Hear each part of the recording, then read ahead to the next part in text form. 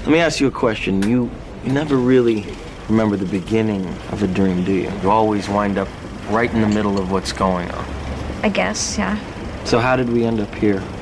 Well, we just came from the, Hello everybody and welcome to The Movie Calendar. My name is Lee. And my name's Terence. And this week we're going to be talking all about Christopher Nolan's 2010 mind-bending, world-changing, film-changing Inception. bring in the Hans Zimmer score straight away. This film is huge. Might even be the biggest film that we've talked about. No offense to the other movies that we've done so far, but this one has been wildly requested by a few people, as well as one that we have wanted to do for a long time, and so here we are. Yep, this is going to be a 10-minute episode. Nothing much to talk about here. Nothing to break down. Not really visually effective at all. Script writing, just boring. Yeah, not very good characters, and just there's nothing really visually interesting. This one did my head in.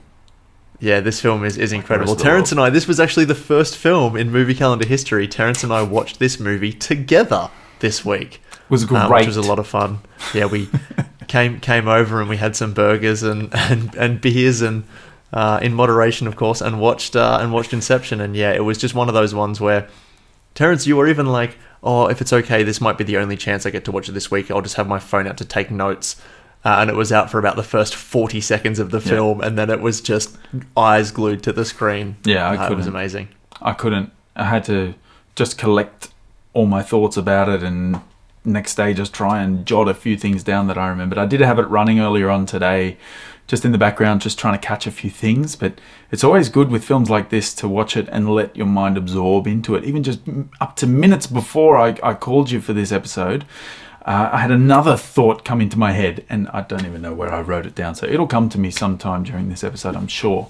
But that'll probably happen to you for the rest of your life with this film. You'll wake up in 20 years' time and go, oh, what about this bit?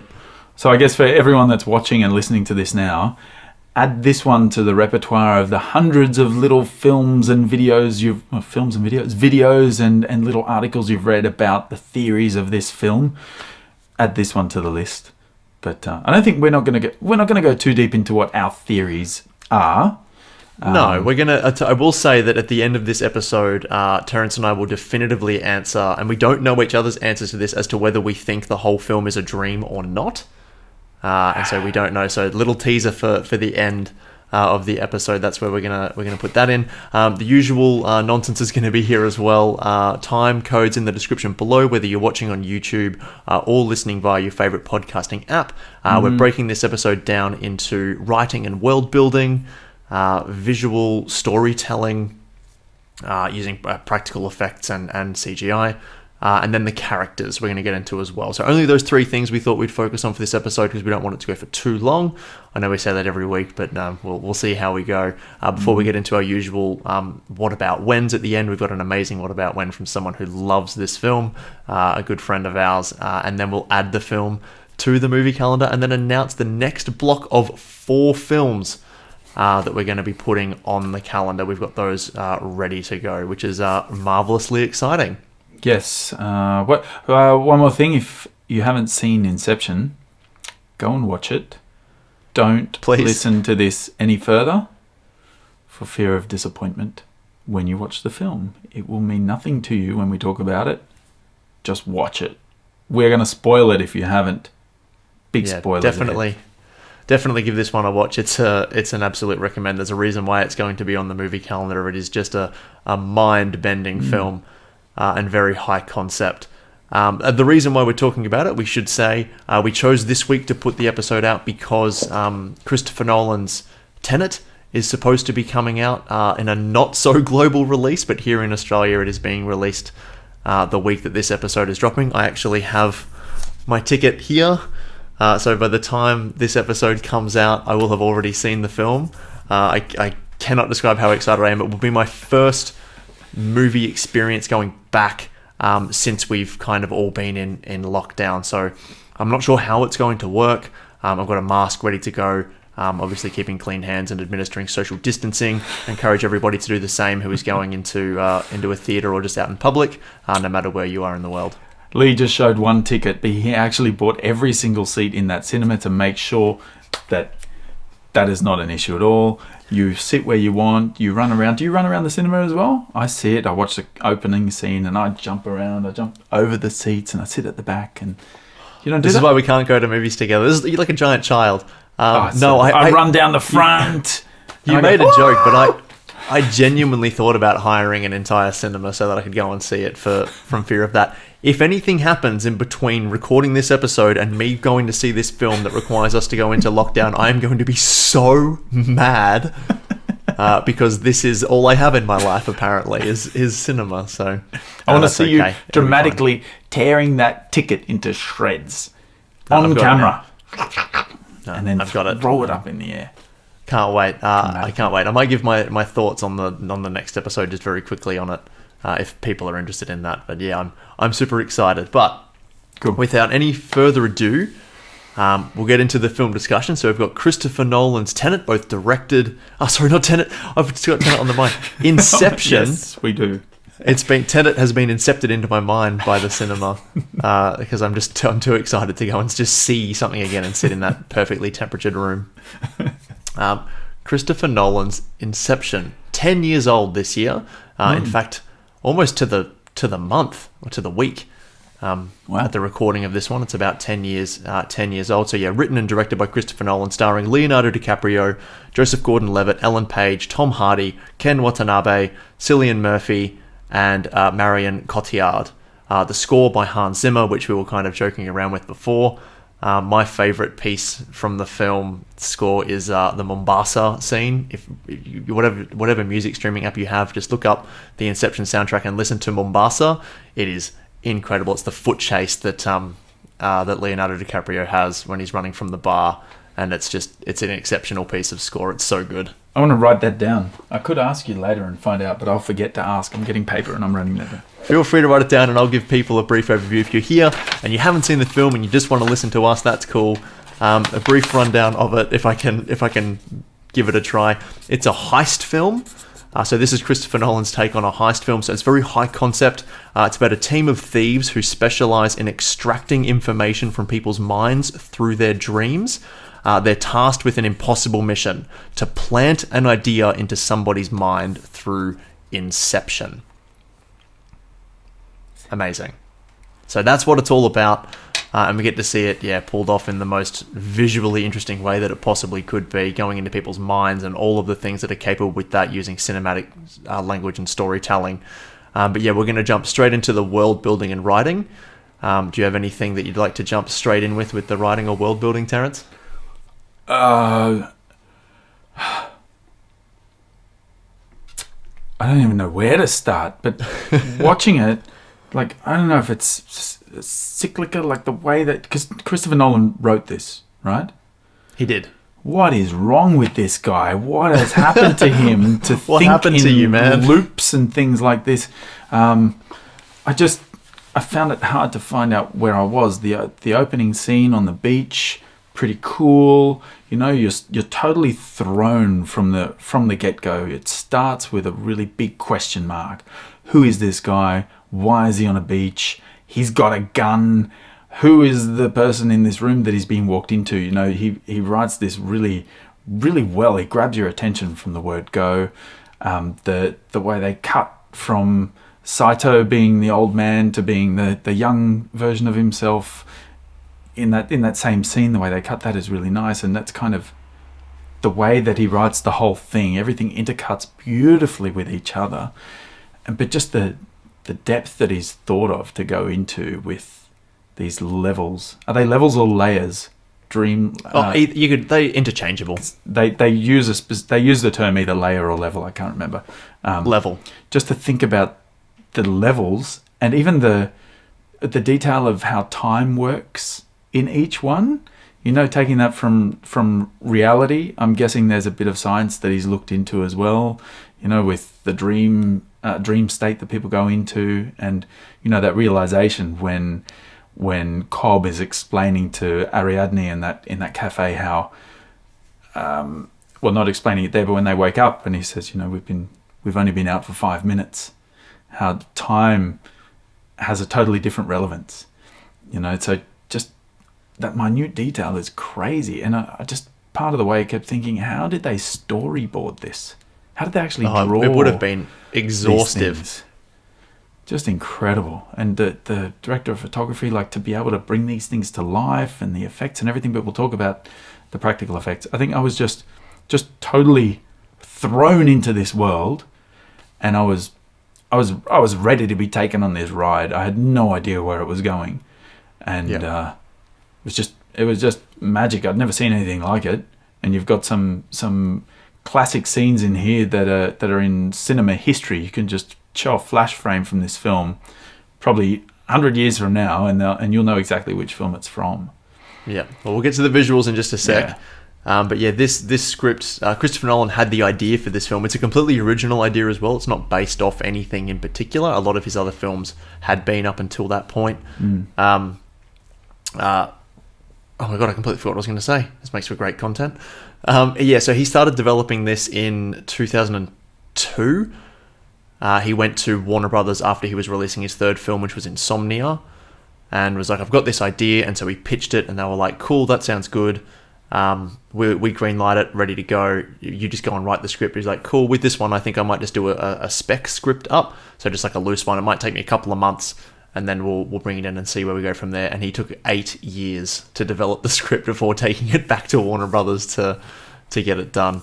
But it was 8 years well spent, because like this, it's such a high concept idea of, diving into people's minds to extract information, and just that technology being readily available. And he tries to ground it in a way where it makes sense, because it was a military application, is what this was invented for, so that soldiers could train, feel what it was like, and do training to strangle and stab and shoot each other, and what that felt like in a quote unquote real world environment before being brought back into reality. But yeah, it's so well realized, and for something that just shouldn't make sense, it makes way more sense than it should, especially on multiple viewings. There are issues with the script, which I'll get to in just a little bit, but on the whole, it's just such a marvelous idea, and full of really interesting characters, and pulled off in, we'll talk about in a moment, in one of just the most visually interesting ways possible. He's an absolute master of his craft. Yeah, I think this concept kind of falls into the same category in the way that the audience would think about it and to try and analyze it, the same way that an audience would think about any time travel film, where you're continually revisiting and saying, hang on, but then this would have to affect this, and this would do this and this. So I could see the same type of people really indulging themselves in research and going really deep with this. There would have been many, many scientific studies on this, as there have been with time travel. But I think he's really struck a nerve with a fandom here, with a very specific niche, a really cool genre of this dream world. Yeah, he's not afraid of stuff like that as well. In fact, he loves it. Like just messing around with the ideas of film as a storytelling mechanism, because there's no one way to do it, and he shows that every time he makes something, whether it's from I know that it technically wasn't his first film, but it's recognized as his first film, Memento, where like just the way that story is told, of just not linear, and kind of it's telling the story forwards and backwards at the same time, through to Inception, which we're talking about this week, and then Interstellar, very divisive film, sort of messes around with time travel a little bit in there. And then of course we haven't seen TENET yet, but it does something to do with time travel. We have no idea as to what it's about. I have no idea as to what it's about, and I've seen the trailers. If you've been avoiding the trailers for that film, because like, I don't want to have anything spoiled for me, it's fine, you can watch it. It tells you nothing about the movie whatsoever. Nothing to you, Lee. Nothing to you. Yeah, someone else is going to see something. If you figured out what that film was about by watching the trailer, then well done to you. You are infinitely smarter than I will ever hope to be. I know someone that's avoiding the trailer for fear of anything. He wants everything just to surprise him. And that's fine. I understand that mentality as well. I do it with certain films, but Nolan ones I trust, because they're just not going to show anything. He's too good for that. Yeah. I really like the idea of dreams in this universe acting as your subconscious. And yeah, the entire concept around that idea where, you've got projections of your subconscious look like people in this world so that you can just have an architect create a dream structure and then you're the target. And so your subconscious fills that world with itself and you can extract information by talking to your subconscious or looking for areas that would be difficult to break into, like a safe or a bank or something. Like they explain it so well. This movie could literally be called Exposition, the film. There are so many questions that are asked in this movie. This dialogue is more than half just question asking. Yeah. Especially from Ariadne's character. And I can't wait to talk about that in just a minute because she's kind of the eyes that the audience is. Yes. They needed her for the audience to understand what the hell's going on. But her entire character is just asking, what's this? What does that mean? What's this? And it kind of gets a little bit grinding on multiple viewings, but you need it at the same time. That's literally my only objection with the film, and I might as well I'll do it now, is that because it is such a high concept idea and it's so dense, there is just so much exposition, and it's not as if it's exposition for the first half and then once the world's built and we've established the rules, then we can go. There's still exposition being done well into that. Like they get into the third act where they're going into Fisher's mind, and then that first layer, and we're like, oh, he can't die. If we shoot him, he won't wake up because we're sedated. And I understand that that's a change from the rules that we've previously known, so it has to be stated. But they say it 2 or 3 times in that one scene where Eames is like, cool, so we're trapped down here, and if we die, then we get sent to limbo and our brains turn to mush. And like you literally just said that like 4 sentences ago. You don't need to do it over and over again. Yeah. But at the same time, they do, because it's like the audience has to be able to keep up, and if you lose them, then it's really hard to be involved in the narrative. So it's a fine balance, but I think the exposition and that heavy dialogue works for the first few times you watch it, but then after you know the concept, then it's just that dialogue just kind of gets in the way from you enjoying it. Like, I know all of this stuff, get to doing the cool things. Well, look, I'm sure people don't make films so that. Well, look, I think it's every filmmaker's dream to make a film that gets watched over and over and over and over again. I guess with films like this that are such high concept and densely thought out, you'd have to really explain nearly everything to make sure that the audience can actually stay with you the entire way. And then after that, as you said, it might get a bit grinding, but I think it's more important that people understand what's going on rather than get lost partway through and lose faith in the film. Look, I agree, but they and I absolutely agree they should tell the audience as to what's happening, or use visual storytelling to explain what's happening would be even better. But where you can't and you need that exposition, it's fine, but don't do it more than once. If you've already established a thing and that's what it is, then you don't have to keep explaining it. Like have a little bit of what's the word for your, like a bit of respect for your audience. That they can figure it out. Yeah, I agree with that. I like a film that does respect its audience. I think one that got me was when Cobb was with Fisher in the second layer, in the restaurant scene where he actually plays the, what is it, Mr. Charlie, Mr. George? Mr. Charles. Mr. Charles. And, and his character portrayal is meant to tell Fisher that he's in a dream, right? And they run into the men's bathroom and the two projections come in and he kills them.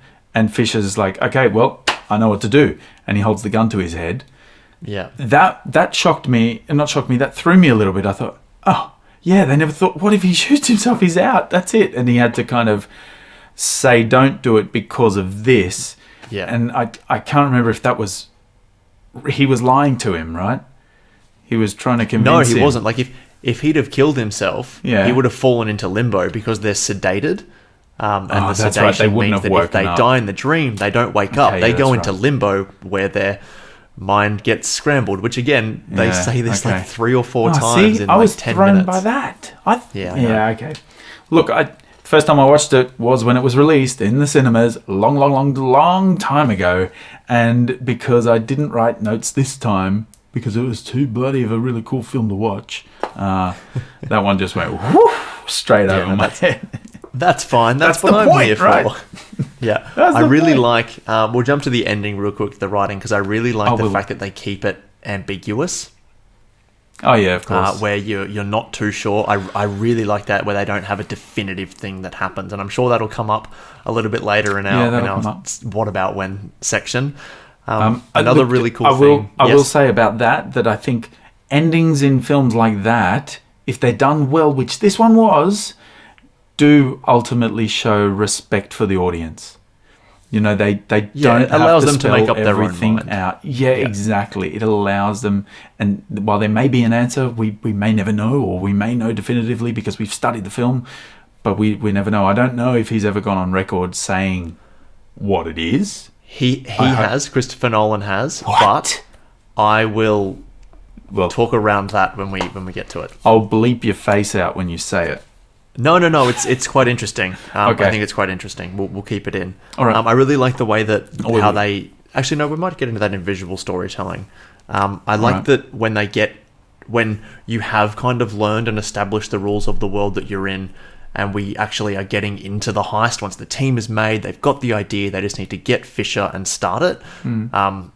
That the stakes then get raised, which they do in any heist film. It's very classic storytelling, surprisingly enough, for such a yes. And I keep saying high concept. It's because it is for such a high concept idea.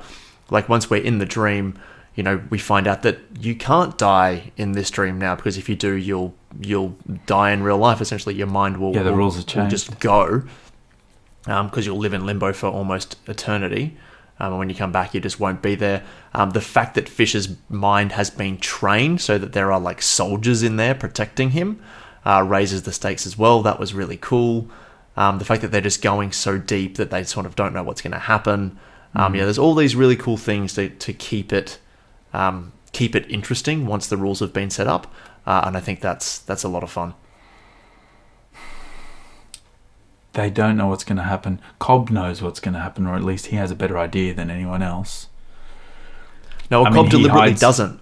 But he hides the fact that in terms of like what some of the consequences are as they keep going down. In terms of what happens, that's another thing.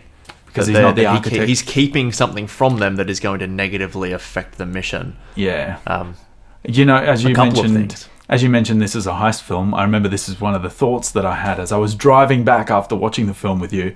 I was thinking, hang on, this is just like any other film where the dad is going to do anything to get back to his family, mixed with Ocean's 11. Yeah. This really elaborate plan, and the best part of the film is watching the plan stuff up and how they get through all the bumps along the way. That's it. That's all it was. That's all it was. Ocean's 11. Yeah, no, it's really good. Dreamworld. For all of the things that I don't like, I think the script is just fantastic. And well put together. Like I can understand why it took so long to develop, because it's just it's so well done. And I'm so glad that Christopher Nolan was the one who made it, because just the visuals behind it are incredible. And with that amazing segue, we can jump into visual storytelling with the use of practical and visual effects. The cinematic language and storytelling in this film is just crazy. I'm just going to point out one in particular before we dive into this, and it's during the cafe scene with Cobb and Ariadne, where they just appear in this moment and they're having a chat. And as an audience member, there's nothing that would indicate that anything else is going on other than it's just them having a chat. And then he starts talking about, well, you never really know at the beginning of a dream, do you? It always starts and you're already in there. That was this and she's like, massive light bulb for like, me. Well, yeah. And she's like, well, how did we get here? Yeah. And she's like, well, we just came from the... And from pauses. And then she's like, wait, we're dreaming. She's like, it's okay. And the world starts to shake when she's realizing. And like that. So that use of that cinematic technique, of which is used in literally every film ever, of just, we come into a scene and it's already established. Like, a character will be coming home from work. You'll see them at the office, and then all of a sudden they'll be at their front door opening it. Like, we don't see the travel home because we don't need to. Our brains are smart enough to put the two things together. So when we see him training her and then them at a cafe, we just assume that it's just a regular old day out in the real world. And it's, a really clever kind of pull out from the rug using a cinematic technique to establish a concept and idea within the film itself. And it's just so clever. And they are found everywhere in this movie. Where you're switching from reality to dream, is that what you mean? No, yeah, just using cinematic techniques to introduce concepts, concepts in this film of being in different layers and dreaming in the subconscious, and it's really cool. They even do one with Arthur's character when Arthur and Cobb are in the plane right near the beginning, and I don't know why I remember it. Arthur's eating a salad, and they're facing each other on the plane and this private jet, and he's eating a salad. I don't know, he was talking while he was eating. Very rare to see that in a film. Except for Brad Pitt films. He eats in every scene. Oh, he does it in everything. And talks everything. with his mouth full. How good is he when he does it? So they're talking, and Arthur goes, "Hey, why are we in Paris?" And that was I got a little question mark on my head when that happened. And that kind of thing happens all throughout. Yeah, we need an architect. Yeah. Yeah, so the visual effects, I mean, there's a lot of things that we're going to talk about in What About When that we're going to have to talk about here because they're just nuts. Of course. Like the entire training scene with Ariadne when he's showing her what she can do in the dream world for the first time, and she just starts building things playing with physics, unleashing the unlimited creation by messing around with physics is just outstanding. And to see that in a cinema was just mind-blowing at the time when it came out. Like, no one had ever seen anything like it to that scale. I think the most impressive camera work that I'd seen was the old shot of someone going to their bathroom mirror and the camera's directly behind them, but you don't see it in the mirror. So there's some really good trickery there. And this one where she pulls the big door of mirror and you're watching her. Oh yeah, that happens when where's the camera? Obviously some nice CGI there, but and matte detailing and painting it out, but just playing with your mind like that, because you know the reality of this being a film and you expect certain constructs to still ring true. If the sun is behind the camera operator and they point to the ground, you're going to see a shadow of the camera on the floor. We know this. We don't think about it, but we know that would happen. But to be able to pull those doors shut and have those mirrors, that was incredible piece of... That was one of the things I was thinking when I thought, how do you storyboard this? And even with... when she pulls that first mirrored door around, everyone notices this. I don't know if anyone verbalizes it or picked up on it the same way that I did, but the camera kind of follows her up the stairs. She just grabs this door out of nowhere and starts closing it as Leo continues to walk, and the mirror angle keeps Leo in that perfect part of the frame, almost like the camera's tracking him.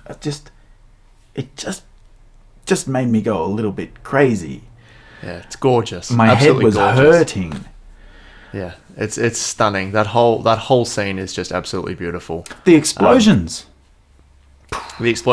I really like the practical effects as well. Like, there are surprisingly very few visual effects shot for a film of this scale. Like, your usual blockbuster will have something like 2,000 or more visual effects shots.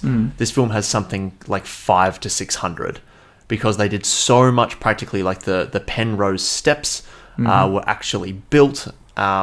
Actually, both of the staircase scenes with The split with Arthur in them, what are they called? Paradox. Were done practically. Yeah, the paradoxical staircases, the avalanche that occurred was all practical. The hallway fight, which we are absolutely going to talk about the hallway fight in the What About When section, but we'll touch on it here. That's all practical. Besides the removal of the wires using CG, like they built that and had those actors and stunt performers in there tumbling around and fighting each other was just amazing. All the zero-G stuff was done practically. That's cool. Like there's very little CGI trickery. The train through the street. That was a real train, right? Level, that was a real train in the street pushing cars out of the way. Yeah. Unreal. I wonder if that would turn out to be more expensive or cheaper than trying to create it in CGI. I don't know. I think it's more Christopher Nolan is just considers himself an auteur, and so he's like, I would never degrade myself. If I can do something practically, I will do something practically. Yeah, why not? Why not? I mean, they're Just all kinda just good shells and of bad. vehicles anyway. Yeah. Yeah, It's, I remember actually so cool. when we watched it just the other night, Yeah. there was a moment that I heard you go, like you just sort of stopped and went, "Oh wow," and it was when Cobb was explaining how when he was in limbo for 50 years or whatever it was with his wife, they were down there so long that they were able to like create all their own things. And so they were on the sand and they had a bunch of sand castles, and he like pushed one and caved it down, and in the background you saw one of the skyscrapers just crumble, and you literally, I heard you under your breath just like, oh, that's impressive. I forgot about that. You know, the scenes when they're in that really deep level, just have this otherworldly look to them, because that was where they created their own world. It felt eerie and dystopian and really uncomfortable, and just the magnitude of it, these huge buildings just collapsing, and how well they did it, especially the first one you see where it first one, I don't know, the one where you see it fall into the water as they're walking out of the surf, and it falls and splashes into the water. I like watching these things where physics is depicted but in obvious CGI, and I try and pull it apart and go, nah, water would have not bounced off it that way. The waves are too small for that. So realistic. It was incredible. It was incredible. The way the gravity fell, the way it affected the water, so good.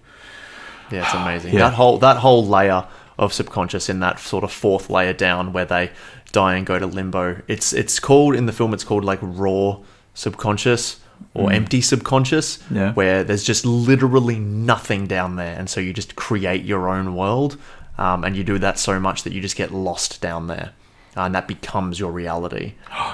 Such a fascinating concept. Kind of like in a Inside Out. We did the Inside Out episode. Go into into the pit, danger, into the dump. No, into the danger area, and they go, we're going to abstract thought. Oh yes, and they start to go into different processes of thinking, and you could get lost. Wow. Ooh. We're deconstructing. that world creeps me out. Not freaks me out, it creeps me out. And whenever they did scenes there, I really felt so uncomfortable. It's just that the emotion that I felt during those parts I've not felt in any other movie. I felt such dis-ease about it, and it did its job really, really well. And then having Mal in there and speaking the way she does, it just added to this really, really she is terrifying. Yeah, she scares the living daylights out of me. Oh, I want to mention another visual thing. I do love those explosions.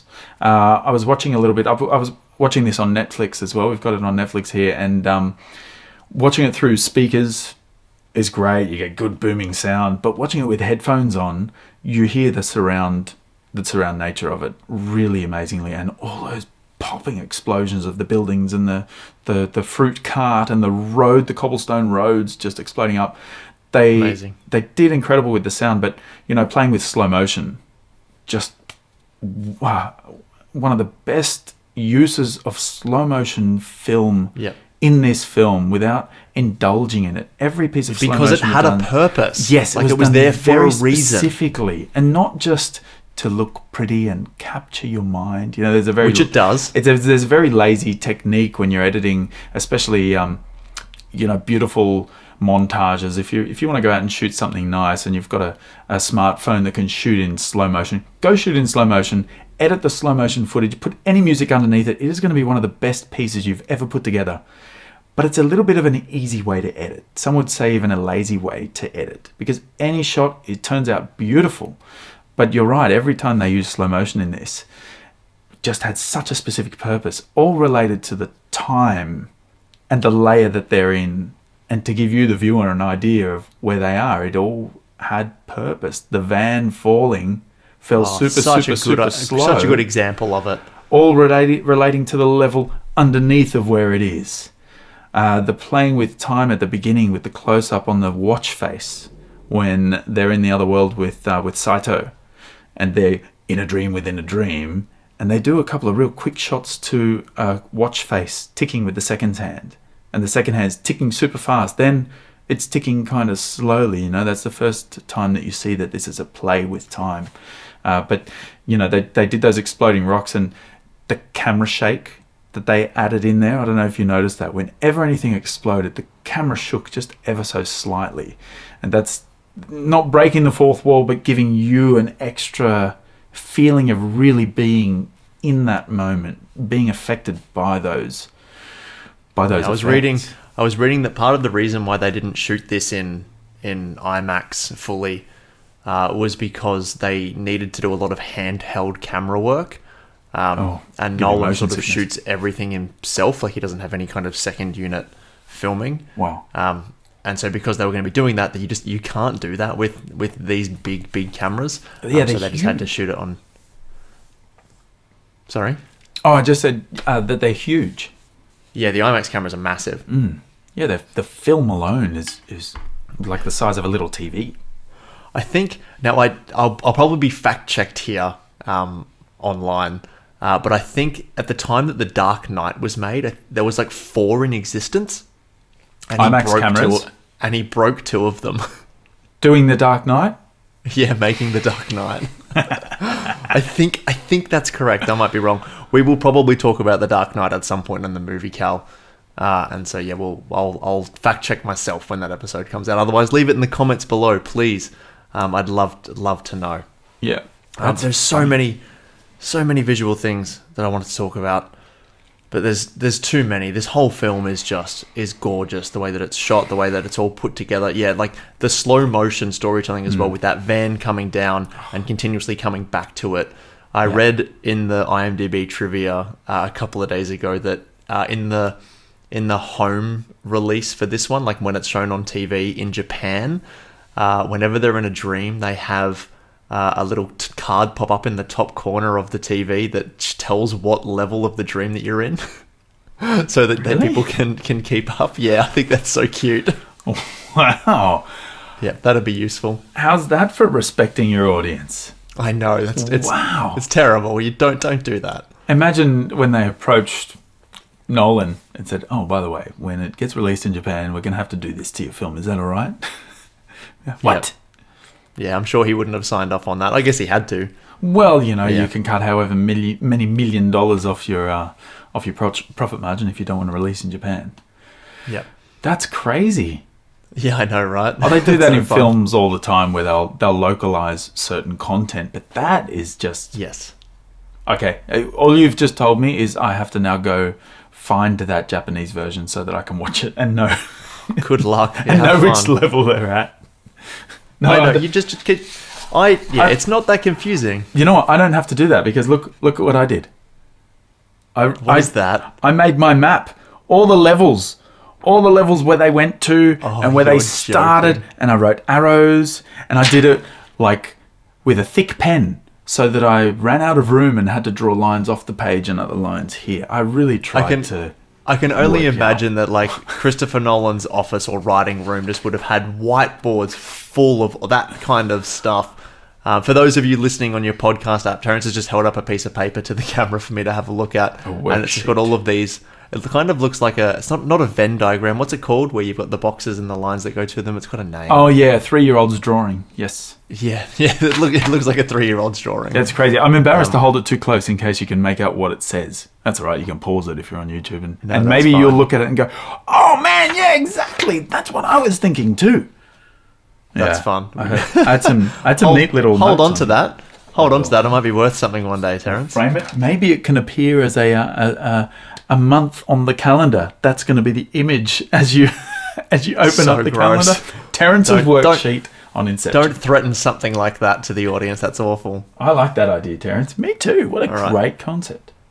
Now, because in last week's episode, for A Quiet Place, we ended up talking about the characters first, and it went for like 40 minutes or more. Courtesy of time, because I do want to take a deep dive into the characters. Yeah, all right. We might start talking about the characters now. If we missed talking about your favourite bit with visual storytelling, do apologise. We might get to it in the What About When, so stick around for that. Mm-hmm. All right, let's get into the characters. With the characters now, there is a theme with all of the characters that perform the heist that I'm not sure if you're aware of or not, and this has been confirmed by Christopher Nolan himself in an interview. All of the characters that are performing the heist, their job roles are based off people who usually work within the film industry. Because Christopher Nolan is like, write what you know. So Cobb is the director, Arthur is the producer, Ariadne is the production designer, Saito is the studio, Eames is the actor, and Fisher is the audience. That's cool, right? Blows your mind. It makes so much sense when you think of them in those roles. So Cobb, being the director, obviously, he brings everyone together and has all of the ideas, and yeah, Terrence is freaking out. Wow. Yeah. It makes sense, right? I guess so. I mean, he said it, so yeah, and he knows film. Yep. Wow, and all the projections are extras? Practically, yes. Wow. But no, yeah, those characters, that's what they are. They're based off those roles within the filmmaking process. Wow, that's great. I like that Eames is the actor. Oh, of course. Really cool. Yeah, we'll talk about Eames. Who was his character? We'll talk about Eames second last on my list here. Who's so we'll first? go Cobb. Cobb, We'll all go right. Cobb first. Leonardo DiCaprio himself. Dominic Cobb, I think his full name is. Oh, I was going to say, did you catch his first name? I heard it. Dom. Okay, yeah, there's only a few of the characters are referred to by their first name. Otherwise, it's mostly just their last name, which is very classic for a heist film. Yeah. But yeah, he's got an interesting story. Okay. Tell us his story. Well, so he is, at the beginning of the film, you don't know why, but he is trying to get back to his family. So his kids, for some reason or another, he can't enter the United States because it's dangerous for him to do so. We find out later why, because he is being hunted down for killing his wife. Well, they think he killed his wife. Spoilers. Is he being hunted down? Yes. Oh, okay. Yeah. And he's also being hunted down by the Cobol Corporation, who hired him to extract something out of Saito's memory, dreams, and he failed at that, so Cobol Engineering is going after him as well. Okay. He's the best extractor in the world. According to him. Yeah, according to him, I don't think he invented the technology, but he's definitely used it for a long time. And military. And is really good at it. He's a good thief. Yeah. But it's not how he was taught to use his skill. No, he's the leader of the group, and he has got an absolutely messed up subconscious and mind. Dude needs therapy, like massively needs therapy. A boy needs therapy. Yes. Yeah. Well, he's messed up. Things to him. Seek out mental help if you need it, because it's a good thing to do. Keep your mind right. It's just as important as your physical health. Or just create alternative realities that you can choose to live inside of. Yeah, that's another way to look at it. No, awful, bad. Don't do that. Don't do that. You only have one reality. Enjoy it. But yeah, do you have anything on Cobb that you'd like to talk about? Maybe the incredible performance by Leonardo DiCaprio. Oh man, a second Leo film early in the history of the movie calendar. I do want to set the record straight. We've done The Departed, and I'm going to do this. I'm going to put my finger up in the air like this, because if I can make those magic cards pop up, maybe that's where it's going to be linking to don't do it now, because we don't want people to leave this episode. Too late. Go watch it and then come back to it. Yeah, don't leave. Anyway, there it is. If it works. And I said, I haven't seen too many Leo films, surprisingly. Oh, I've seen heaps. I saw this one. I've seen Shutter Island. Shutter Island. Have you seen Catch Me If You Can? Catch Me If You Can. Yeah, I hadn't even thought of that one. Romeo and Juliet. Romeo and Juliet. Titanic. Yes. See, I've seen lots. I love him in all of them. Wolf of Wall Street. I haven't seen that yet. Oh, okay. I haven't seen that yet. But It's great. For me, that's Leo's best performance. A Wolf of Wall Street? Yeah, he's so great. He's despicable in that film and a disgusting human being and not someone that anybody should want to aspire to be. Okay, but cool. his performance in that film is just incredible. What, Django Unchained? Again, Django, he's great. Bit of a despicable character, but how good is he? I loved him in this film. Yep. Such an intense character, and he's got that continual brooding kind of expression that someone who is messed up here and is trying to work it all out. Like I guess like the director, he's trying to keep control of everything, and he's got so much on his mind. He's got his kids he's got to think about. He's got all these parts that are creating the film of his dreamverse, including showing the ropes to Ariadne and trying to keep his family together, all this kind of stuff. He does so well, and his composure with all of it is incredible. One thing that confused me more about the character was in the training scene with Ariadne, when she does that amazing scene that we spoke about where she pulls the mirrors across and shatters them. I was wondering why he got angry with her for creating something that she already knew.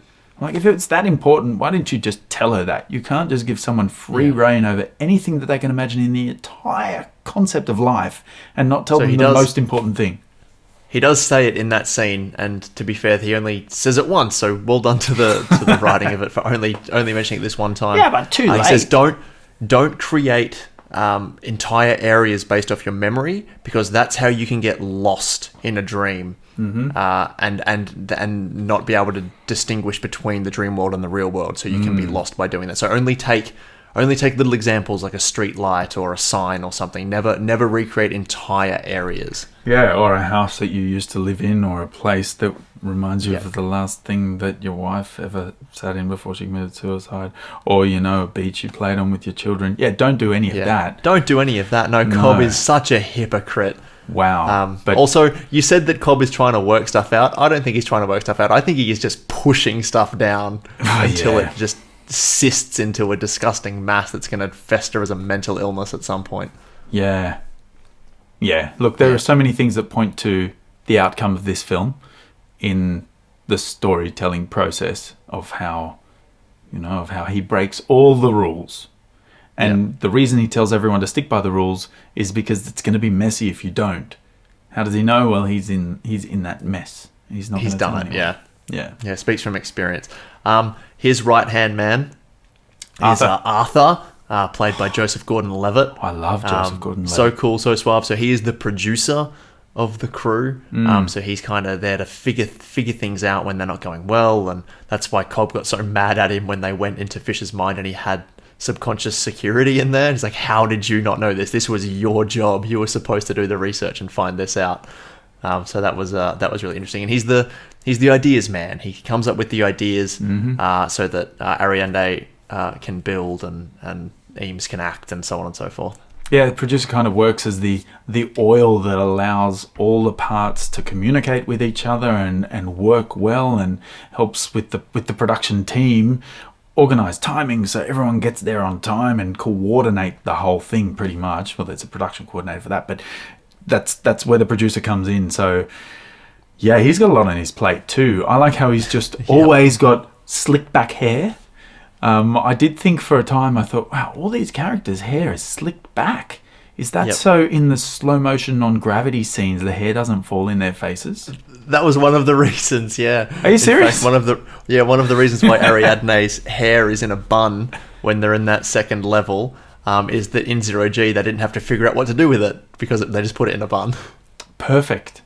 And it would help with continuity so much. Man. Very much helpful. You can't all of a sudden shoot, let's just film this one standing normal, we'll turn the camera. Oh, her hair's falling down over her face when it was up in the air before.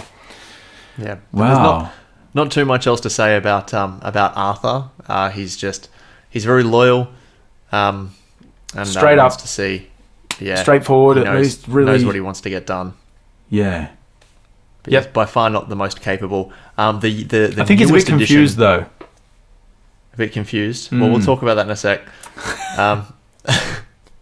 The newest addition to the heist crew, Ariadne, who was brought in as a student from France when Cobb goes to visit his father, who's teaching architecture, and he's like, I need a kid who was as good as me, and it's like, we've got somebody better.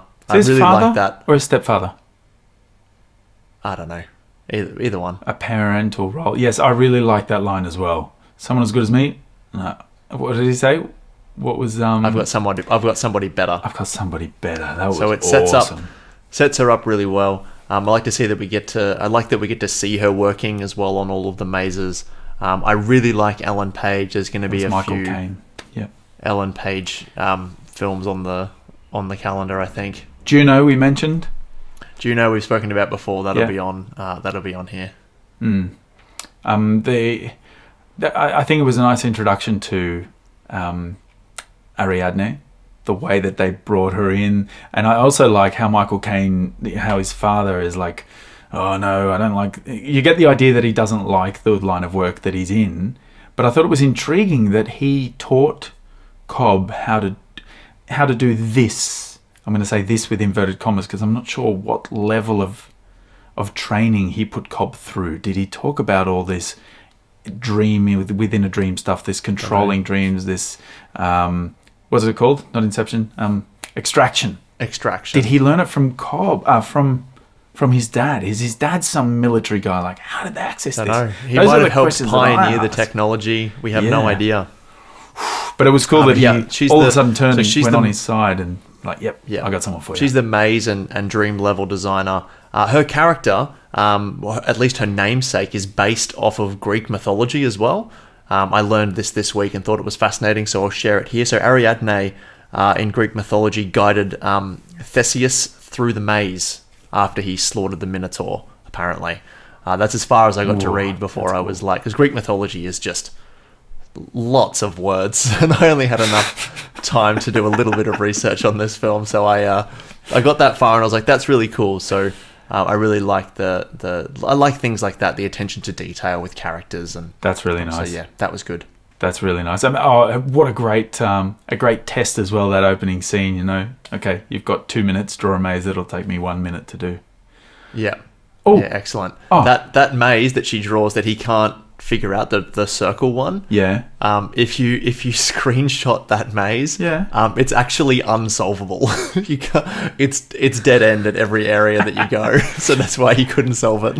Count to five out loud. 1, 2, 3, 4, 5. Great, that was 1 minute in my time. Do that maze. Do it. Oh my god. Boom. Oh, that's well done. I did not know that Terrence was going to do that. For those listening in the podcast app, because this is an audio medium as well, Terrence held up a map that he had. Don't tell I don't want them. to say pre-drawn because I just drew it. He just drew it then in the I time that incepted. it took me to count from 1 to 5. I That's great. inceptionized because at my level, Yes. that 5 seconds was 2 minutes. I don't know what Well it was, done. 5 minutes. It took me about 5 minutes to do that. That was an amazing piece of art. Don't tell them what I did. You're just going to It have was to watch beautiful. the YouTube. That's No going one straight pause on the it. fridge. No straight one down pause to the it. pool room. I think it's a solvable. It's a solvable maze. Well, let's talk about Saito, the man who hires Cobb to perform the Inception itself, who actually has... I was talking to someone earlier on the phone. We watched the film together, and she was saying that the first piece of Inception that happens in the film is when Saito makes Cobb do the job. He incepts him with the idea of, you should do this job for me. So yeah, the powerful man. So he is the studio as far as the movie production analogy goes. So he bankrolls the whole thing and sort of allows them to do their work and yeah, buys all the things that need to be done. Like an airline. Yeah, What does he say? He goes, "Oh yes, I bought the airline," and then he said it seemed something cleaner. It seems cleaner. That is so cool. I like also the idea when they're talking about when they're in Mombasa, and Yusuf, the chemist, And he says, well, how many people will there be? And he goes, 5. And Saito goes, 6. And they said, no, there's no, we can't have... No room for tourists. No room for tourists. Right? So he's just going to be baggage. He's the studio rep as well as the studio that just wants to sit in on every shot. And he'll just arc up and say, oh, can you make her wear red shoes? Yeah. That's... okay. Yes, money. Yes, money.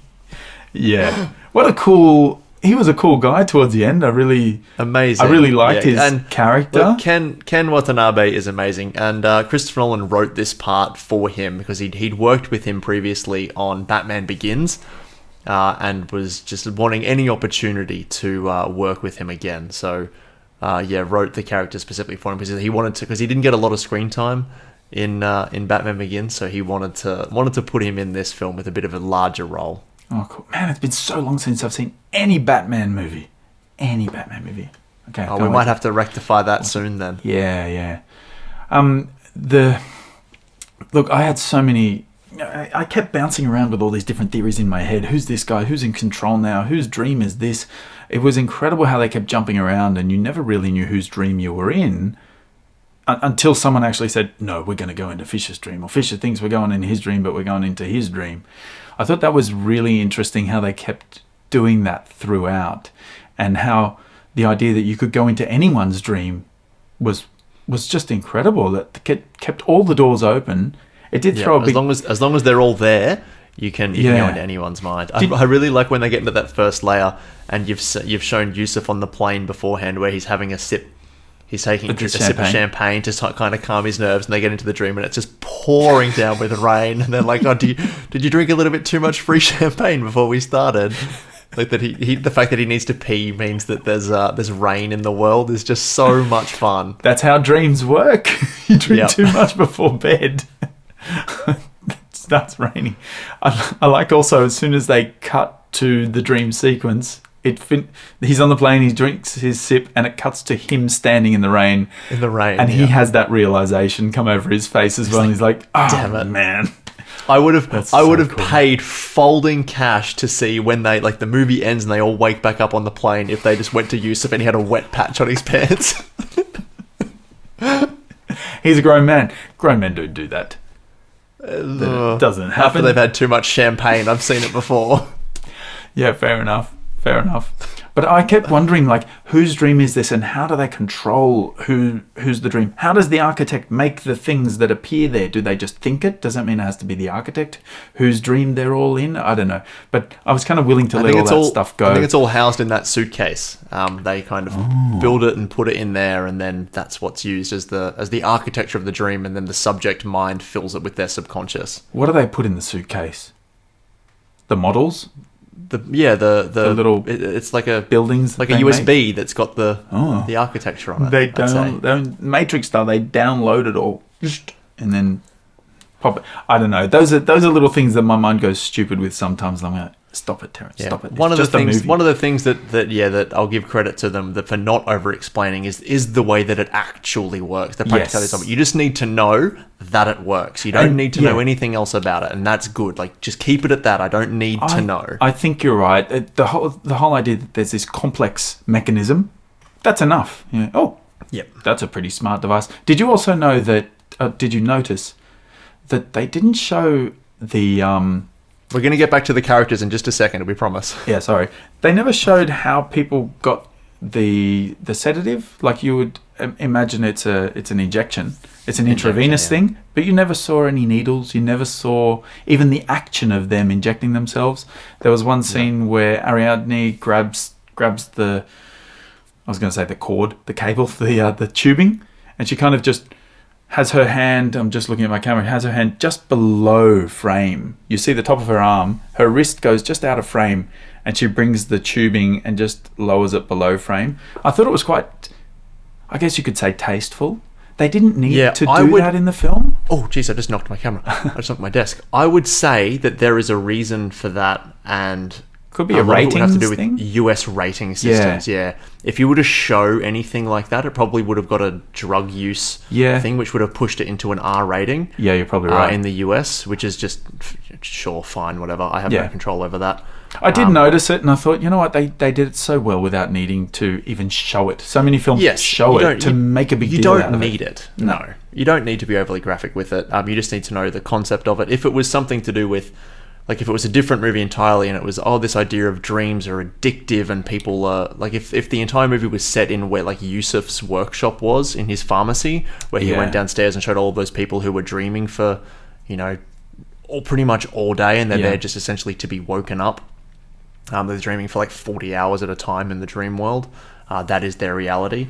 And like the addiction of it, like then you could show it, because then it would have purpose in the story. It doesn't have purpose in this story. You don't need it. All right, sorry to railroad it. Let's go back to the characters. Who are we up to? Who we timestamped in here? So Fisher is the next character, who is the audience. Yes. In the analogy of everyone is a participant in the filmmaking experience. So Fisher is the audience. So he's the target for the Inception itself. He's the son of a multi-billion-dollar corporation, whose father is just about to pass away and does pass away in the film. Conveniently Passes away. Who knows? Maybe there was foul play. We don't know. He seemed like a very old man. The great Australian actor. I didn't write it down. It's Pete Postlethwaite. Yes, that's the one. He's amazing. I did have it. Brilliant actor. Yeah, Postlethwaite. He's worked with Leonardo DiCaprio before in Romeo and Juliet. Yes, he's got such a distinctive look about him. Yeah. Yeah. And The Usual Suspects. He's so good. Postlethwaite. Yes. Pete Postlethwaite. Yeah. Brilliant actor, and he's marvelous in this. But no, Fisher, played by Cillian Murphy, is so good as that kind of, arrogant but wide-eyed, jaded son who kind of hates his father because of the upbringing that he's had. He gets a really nice catharsis at the end of this film, whether it's for nefarious purposes or not. I kind of like the fact that when he wakes up and he's had the idea incepted in his mind that his father did really love him and wanted him to be his own man, as much as it's probably not true, I like that he now has that, and that'll kind of grow to define him as a human being. He's going to become better from that. There's arguments to be said that because it was put in there not by him, and it's not an organic thought, that it's wrong, which I completely understand and say yes to that as well. But yeah, the fact that they decided to go with a positive reinforcement rather than a negative one for his father as a conscious choice, and they even talk about it in the film. I like that they spoke about that. Yeah. Is a nicer way to do it. Yeah, I like that as well. When he saw the little wind toy thing, what do you call that? A windmill? Like a pinwheel. A pinwheel. That's it. When you see the pinwheel, and he chooses to take the pinwheel instead of the last will and testament, that I just ached a little bit. The photo that he has in his $500 wallet of him. Fun fact about that photo that I learned literally today before we started recording. That picture, I don't know who the young kid is, but the actor who's playing the father with the mustache is Cillian Murphy. And he played his own father as well. Well, it's weird because isn't that meant to be Pete Postlethwaite's It's supposed to be his dad character? Yeah. So usually he played his father. Usually they'd get a young photo of the father and put it in the shot. They just used Cillian Murphy himself. I did notice that. I mean, it was quite obvious in that old photo that the pinwheel was going to play a part. It's a very distinctive shape and really took part of that photo anyway. But Chekhov's photo wasn't there by an accident. But the key thing I think with that photo is that's the photo that was thrown to the floor. Yeah. On his deathbed. That's why that had such significance, And we know that Eames was in the room or in the next room. Yeah, he Eames noticed finding that photo. Yeah. Like, this is useful. We can use this. Like the fact that Fisher's subconscious brought it with him in his dream. Was like, this is important. We can use this. Yeah. Yeah, brilliant. Now, should we talk about Eames? Because he is just my absolute favourite character in this film. All right. Yes, we haven't spoken about Mal yet, have we? She's last. Good. Okay, yeah, let's talk about Eames. I've definitely been saving her till last because Cool. she's the most interesting character. Yes. My favourite character is Eames, played by the wonderful Tom Hardy. He is so great in this film. He's just such a natural actor. He seemed like he was having so much fun. I love his relationship with Arthur and how they just continuously kind of keep just going at it like an old married couple. Mm-hmm. It was super fun.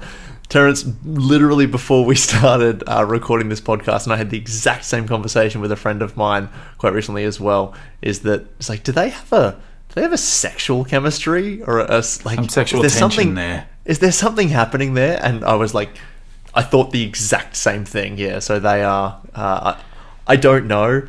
I don't know what their sexual preferences are as characters. But yeah, I definitely think there's something there, especially from Eames' side at least. Anyway. Yeah. Oh, he's much more forward. He's quite camp in a few of the lines that he says. You know, with the guns, Arthur's trying to pick off the security, Fisher's security detail in that second level, and he's trying to pop him off with that little gun, and Eames walks in, and I've got the quote here. He goes, "You mustn't be afraid to dream a little bigger, darling." And he brings out this just huge weapon and blows up the whole unit on the ceiling. Rocket launcher. I just thought, wow, grenade launcher. What a cool line in every way. But yeah, he keeps sniping at him with these little bits. You know, oh, you're still working with him, are you? And you know, we're never one to assume anything if we don't know. So even though he is camp, that doesn't necessarily mean that he is gay or bi or anything like that. But it's just he seemed like he was having so much fun.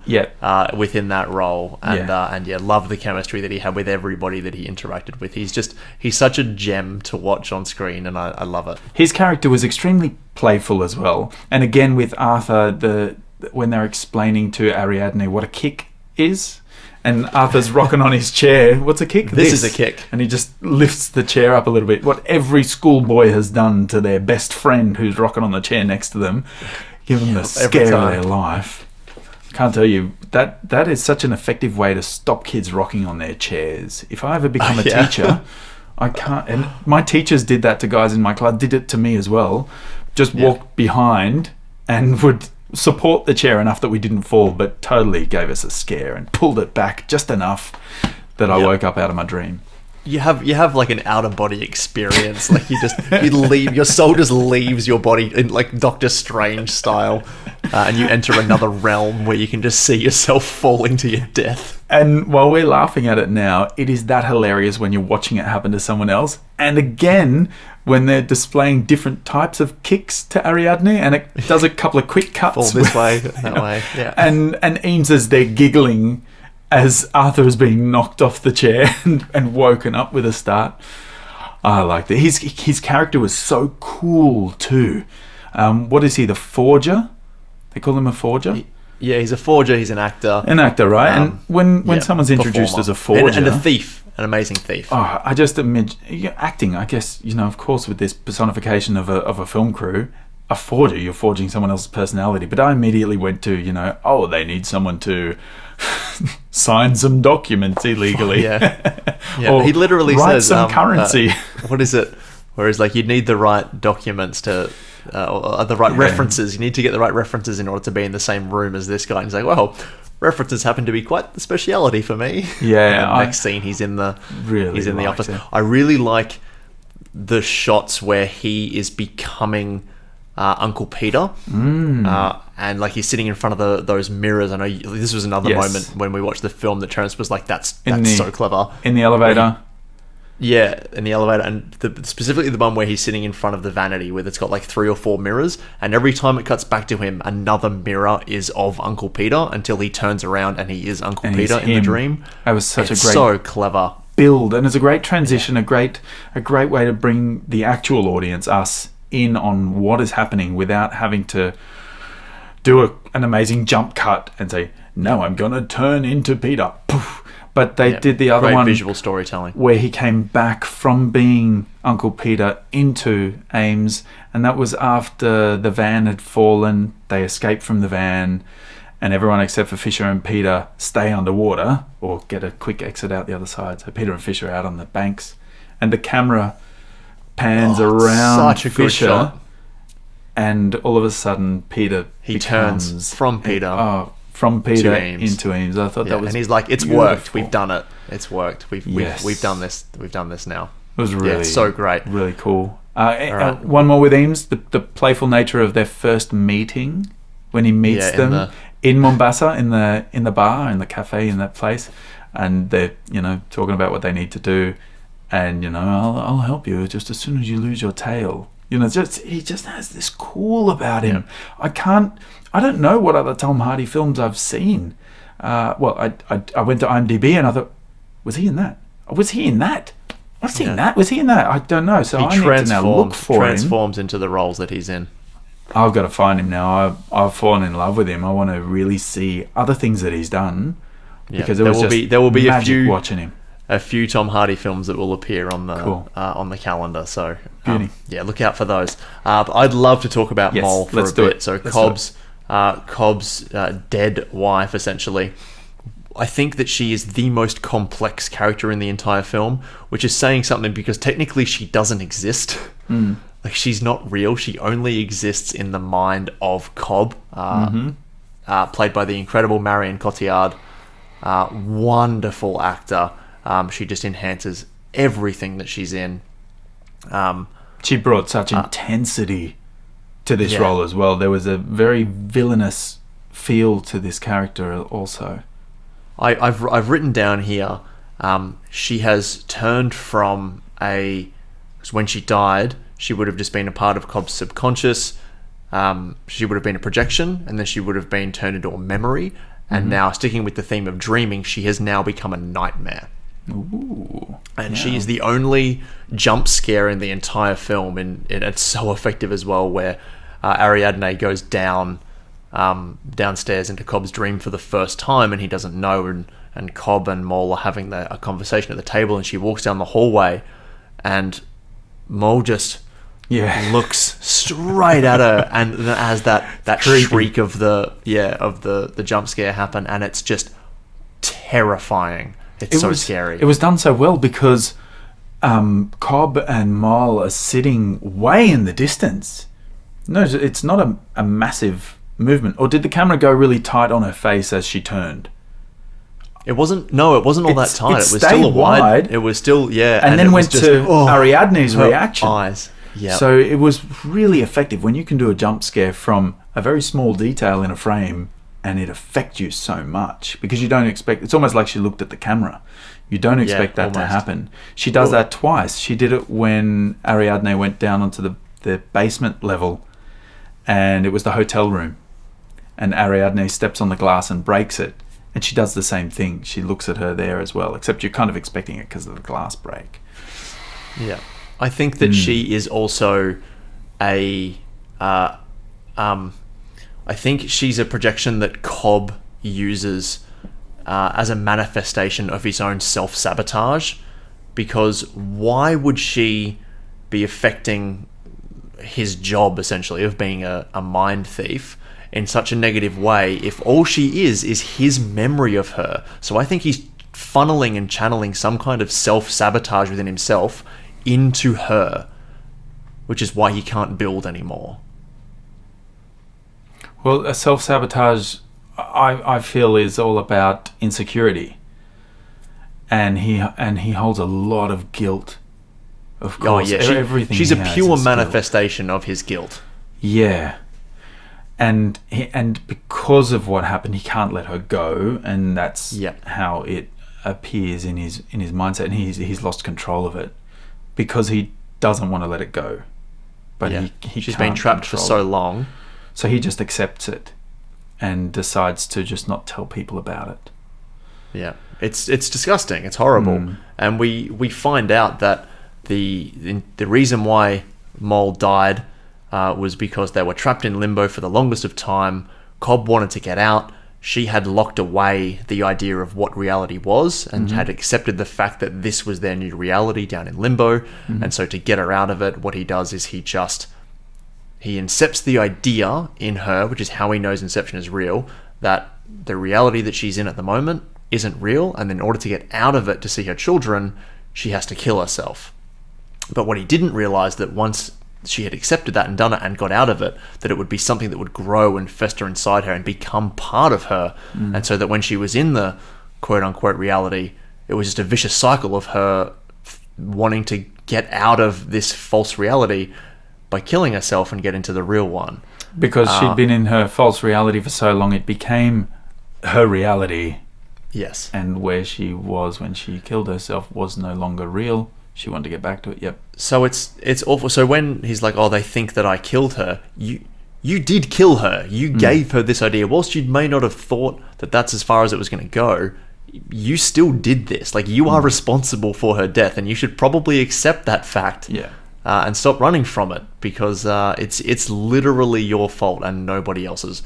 Whilst it was an accident, it still happened. Take some responsibility. And I think that's what he's kind of pushing down.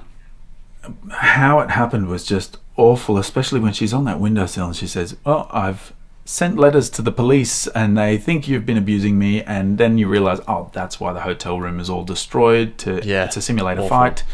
I'm just thinking, what kind of woman would do this? Why would you do this if you think he's just going to kill himself anyway and he's going to be with you? Why lay this horrible trail? Because she thinks that he's in denial about that being in that world, and the only way to get him out of that world is to take away his children and frame him for murder, and then he's free to kill himself and be with her. Taking away his children. There's a great Australian film. I'm going to mention it here. I didn't talk to you about this, Lee. I don't know if that's all right. I want to put it on the calendar. It's too disturbing for me. I watched it once before I became a father. I watched it with my wife. Way back then. It's called Alexandra's Project, and I haven't seen it. It is highly disturbing. Pretty much a wife takes the father's children away from him, and the way the story plays out is just unreal, unbelievable, and it stuck with me over 15 years later. And this film, when she says, I've written I've sent letters, and how she's been proven clinically sane, and they think he's horrible man, and she's taking the kids away. It's just, and again, as a father, that really struck me. And then for her to then jump off there as well was just ridiculously heartbreaking. Yeah. There's a great David Fincher film called Gone Girl, which has a similar concept to that. I haven't seen Gone Girl. Done exceptionally well. Actually, is that not sure Ben if Affleck? that one will appear on the calendar or not. It's Ben Affleck. Yeah, I still haven't seen it. And oh my god, I've forgotten her name. Doesn't matter. I'll remember it later. She should have won best actress at the Oscars. Oh, okay. Oh god, what is her name? I feel so awful. Doesn't matter. No. But Maul is just such a complex character. I almost, as long as this film is, I'm kind of sad that we didn't get to see the real her, only in flashback, because I would have liked to have spent time with the real Maul. Because from all we hear from Arthur is that she was really sweet, she was really smart, she's the one who had the idea of the totems. And so I really wish we could have seen the real her rather than just Cobb's memory of her that had been warped and disturbed over time. But aside from that, she is incredible and wonderfully complex and an excellent performance. Two things about names. Okay, first one, Gone Girl, Rosamund Pike. Rosamund Pike, thank you. All right, there you go. The Hate internet myself. is an amazing thing. And the other thing, what about the biggest thing we haven't mentioned yet? Mal's name. The word M-A-L means bad, evil, sick, everything negative, pretty much. A lot of if you go back to its bad characters. Latin origin, malicious, Yeah, it's French. She's French. It's one of the Latin languages. So, that as well with the naming of it, I thought, that's pretty suitable, and especially with the development, how she seems to get more and more evil as it goes along. Yeah, and I started thinking, what do the other names mean? What about Cobb? What does Cobb mean? Because her name would have been Cobb as well. reference. Yeah, they all would. We're doing pretty well for time. We should probably shift into a couple of other things. You know what? There's one more thing I want to mention. Okay, can we very talk quickly about the totems? Okay. Just quickly, do you remember Arthur has a loaded die? Yes. And he speaks to Ariadne about creating a totem, and she goes to grab it, and he goes, "No, you can't touch it. You can't touch it. This is mine, and never let anyone touch yours. That's how you know it's yours. That's your reality."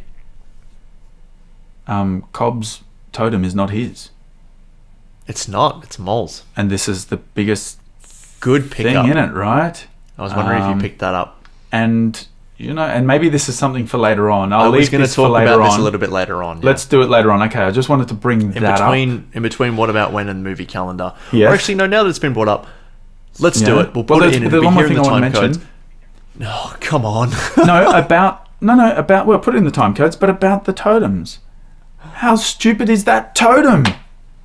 Spin a thing and wait for it? Bloody hell. A die is great because you get instant gratification. A thing you knock over is great because it falls. This is like getting a vitamin B tablet and waiting to see if your pee is bright orange. If it comes out bright orange, I know that I'm not dreaming. Now I need to drink some water. Just wait there, please. Wait. What a ridiculous totem. And it's such a beautiful, balanced one. It's going to spin a long time anyway. Just saying. Okay. Sorry to interrupt. You interrupted my train. We've run out of time for the next segment. Yeah, wait for me to pop my vitamin B tablet, and I'll let you know if I'm ready to go. We'll spin a totem and go to the next bit. No, that's fine. But yeah, we'll definitively state as to whether we think, both Terence and myself individually, think that is the reality level of Inception, where Cobb is given the job and tries to get out, the one where Mole killed herself, is that reality or is it a dream? Terence. I think it's a dream. You think it's a dream? Why do you think it's a dream? I think it's a dream because I can't remember, I'll be proven wrong, but the one time where he spins his totem in the reality world is when he comes out of the dream test he had in Mombasa with the new chemist. He has the dream, he's shaken by the visions of Mal again, he gets up, he splashes his face with water, he goes to spin his totem, and he clumsily does it. It never spins, so he never sees if he's in reality or not. He gets interrupted, and we don't see as an audience if it stayed up or not. There's no evidence that it actually fell. He never spun it correctly, he dropped it. So you think that he's stuck in that place where the chemist was? I think he's okay. Wherever I haven't heard that. I think wherever the chemist is, that level, which is actually the level that we are introduced to at the beginning, that he comes back to, where they're on the train at the beginning, the bullet train. I don't think that's real reality because that's the same level as when he goes to Mombasa. That's our level of what we're meant to think the reality is. We never see. But you don't think it is? I don't think it is. Okay. So Christopher Nolan has an idea. I hope he does. He wrote the thing. Christopher Nolan has said that he thinks that that is reality. Yeah. And that Cobb does get back to his children. Now, I'm with you. I think it's all a dream. And I think that Christopher Nolan has answered this because if he didn't answer it, it would have been a question that he would have been asked in every interview until the day he dies. So you think he just answered it to shut people up? I think he just answered it to just be like, yep, that's it. But then why leave your film ambiguous, for one? So there's a couple of reasons as to why I think it's a dream. Yeah. One, that's not his totem. We don't see what his totem is. A lot of people online think that it's his wedding ring because whenever he's in a dream, he's got a wedding ring on, and whenever he's in reality, he doesn't. Yeah. I don't think that's true. I think he has a different one that we just never see. I don't think he has one. I don't, or he is happy to live in whatever reality he wants. It was Mul's idea to have a totem. Exactly. The kids don't age. Oh, they do. So when he gets to them at the end, they are in the exact same position and they are the exact same age as what they were when he left after Mum had died. They do a little bit, but I think it's just because he thinks, well, they're going to be a little bit older. They are only a little bit older. There's different haircuts. I think they wear the same clothes, but on the table, the dining room table, there are paintbrushes and toys, And when he goes into his dream state that Ariadne busts him in, there is a painting easel set up next to that table. It is what he remembers. It's his memory of it. And the reality seems to be that memory in my eyes. And the age of the kids, it's comparable. But they, I think they are different. Actually, Christopher Nolan's son too, by the way. Oh, really? The boy. Yeah. Cute but kid. I don't know his name. They're both a couple of cute kids. I remember when they turned their heads, I was like, oh. When he sees his father for the first time, one of the lines that he says to him is, "Come back to reality, Dom." Yes. Now, there's quite a lot of studies on things where people in comas and things can hear people in the outside world. So he could very much be in a coma right now, and his father could be there, "Come back to reality, Dom," or he could be asleep and he's gone into a long sleep that he's going in. Another thing, he's being pursued. Like, it's such an outlandish world. Like, he's being pursued by, corporation, police, by different corporations and police and things and all of that, which is very much the way that the subconscious beings pursue the dreamers. So he could be dreaming like that. There's a lot of evidence to suggest that he is. The fact that Saito randomly turns up in Mombasa in exactly the right place in this random city in Africa. And they just turn up in Mombasa, right? The fact that Saito can just make a phone call on a plane and be like, yeah, cool, now you're going to this country where you're supposed to be up for murder, and they're like, oh no, it's cool, you can just come in now. Like, how does Saito have that power? It's all just a little bit too fantastic to be true. So I think it's all a dream. I do too. It might not be, and who knows? Yeah, go watch as many videos as you want. Everyone that's watching and listening to this, go watch, see if you can make up your mind, see if there's some really cool theories out there. Comment below if you want to. I don't know. Yeah. Everyone's commented on all the other ones. Give us a little comment. All right, now it's out there. We've got now our world famous segment of hashtag What About When coming up right now. All right. We've got an amazing contribution from a friend of ours for this one. So thank you so much, Matt, for contributing to this. We're just going to use your What About Whens for this episode to save a bit of time, and then we'll add the film to the movie calendar. Now, I don't have them in front of me. I sent them to Terrence. Are you able to read out Matt's What About Whens? I am. That was Lee's little way of, Terrence, we're just reading Matt's. Don't bother with any of yours. No, but a lot of mine are what Matt's is. And time. Mine are the same as his. So here we go. My best reading voice from Matt. What about when's? What about when in the last scene Cobb's totem is spun and it wobbles just before a cut to black? Damn it. Yes. Does Cobb get home to his children, or is he trapped in purgatory of dream? I think it toppled. So Matt reckons it toppled. Matt thinks that he's in reality. He thinks he's in reality. Okay, next one. Which is fine. Yeah, that's the idea. The audience can make up their own mind. What about when they're showing Ariadne how they build dream worlds with architects? It's actually such a great scene to demonstrate how our subconscious works, even though our minds build dreams instantly. Such a great visual. Some of the best visual effects are in that scene alone. You're not wrong, Matt. We've spoken about it already. Incredible. The curling over street. Next. Unbelievable. What about when they have a gravityless fight in the hallway with no CGI, other than removing the wires, of course? Behind the scenes footage is delicious. Yes, definitely one of my What About When's. That fight. It's incredible. Van. And again, what an amazing scene. Cut the slow-mo of the van spinning in with that. Yes. Next one, last one. Probably an overlooked scene, but one of my most favourite scenes is... What about when the train appears out of nowhere, chasing Cobb and his team? It took a few re-watches to realise that the train is a metaphor for his emotional garbage and how messed up he is. Yeah, emotional garbage is a very apt use of words when it comes to Cobb's mentality. Yeah, he's messed up. He was quite surprised as well. Cobb's in the cab and he's like, "No, damn, are you kidding me?" Yeah. This stuff turns up everywhere. That is a brilliant What About When. You said we'll only read it. What about when the chair topples back and the first time we see the kick and the slow motion fall into the water and all the water comes in that scene in Japan. It's a brilliant use of visual storytelling. It sets you up to let you know really early how the outside world affects the dream world with little things like that. It's super clever. there's always one thing that really bothered me with the zero gravity section, as amazing as it is. Yeah. But the fact that they're in zero G is because the van is falling, right? Yeah. So they're weightless, which means that level of the dream is weightless.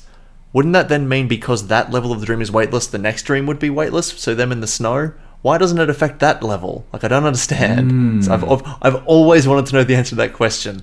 If you know it and you've researched it, because I haven't, please let me know in the comments below. I have no idea as to why it doesn't go 2 levels deep. Wow. Yeah, it doesn't. I'm gonna be you on this. You're asking the question because it only goes 1 level. Everyone knows that. Oh, of course. Yeah, of course.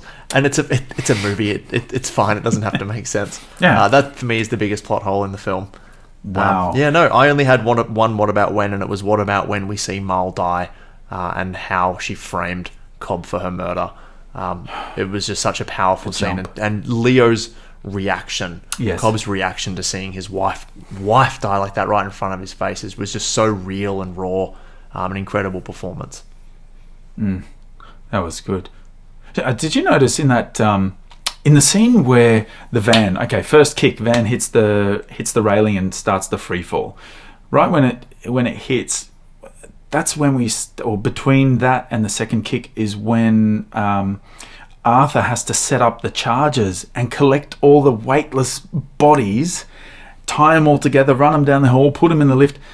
I in the little bits that I was watching before we filmed, that entire sequence goes for 20 minutes. 20 minutes!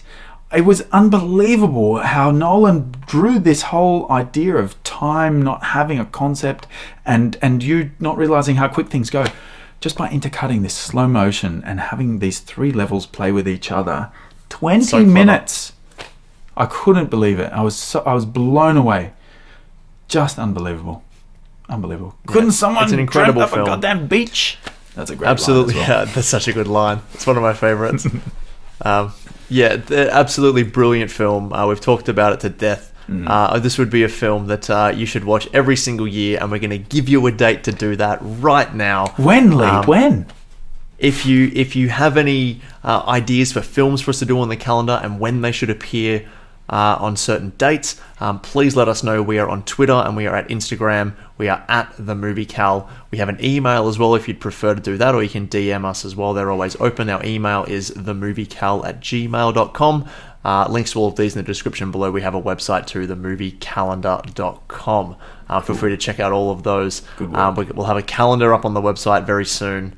We've been talking about it for ages, and we're building it. It's in the works. We're all still pretty young. I have to say, our What About When contributor Matt, he knows this. No one else knows this. He is actually, I'm going to give it a shout out. He is massive in helping us with the website right now. So thank you, Matt. Got to give him a little bit of credit where credit is due.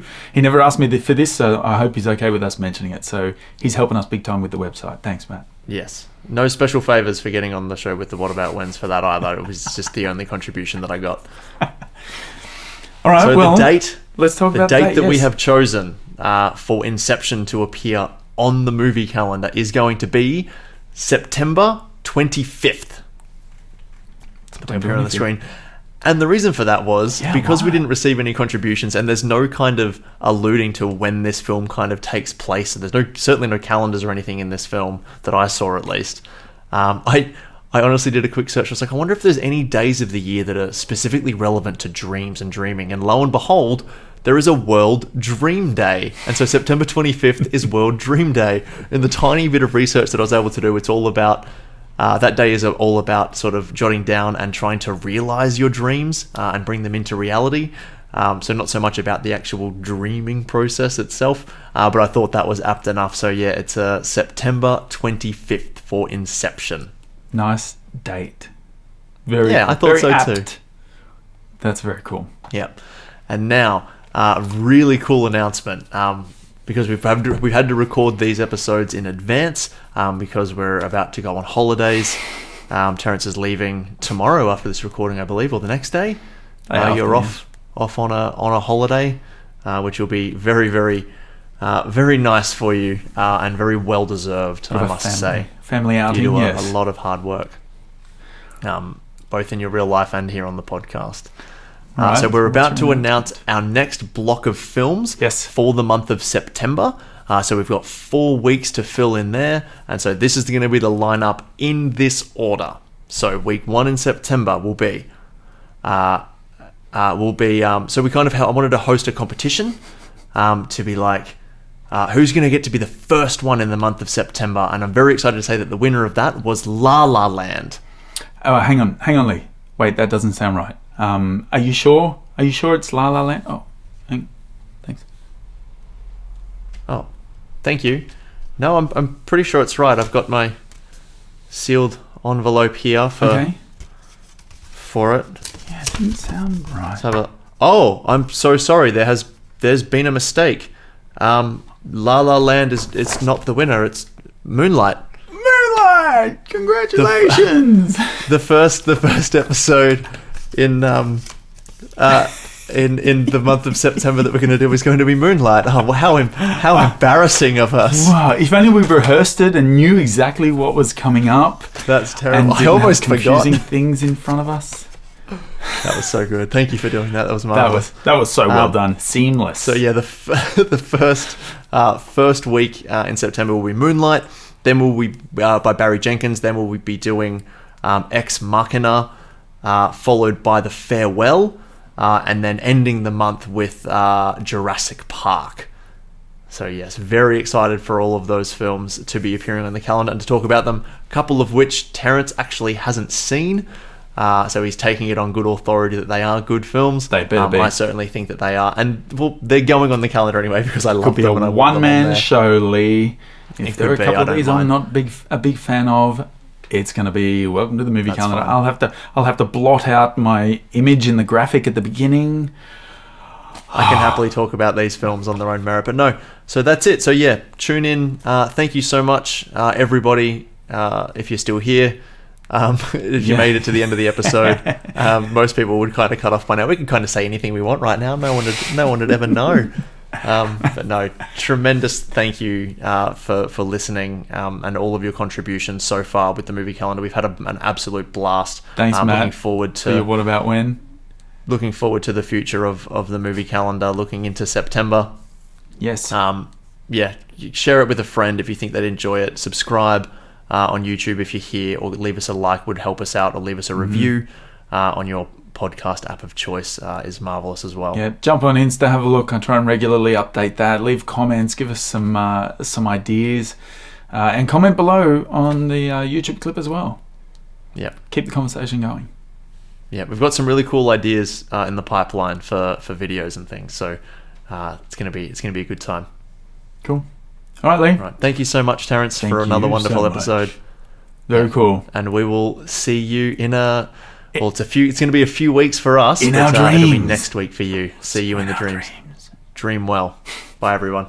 See ya.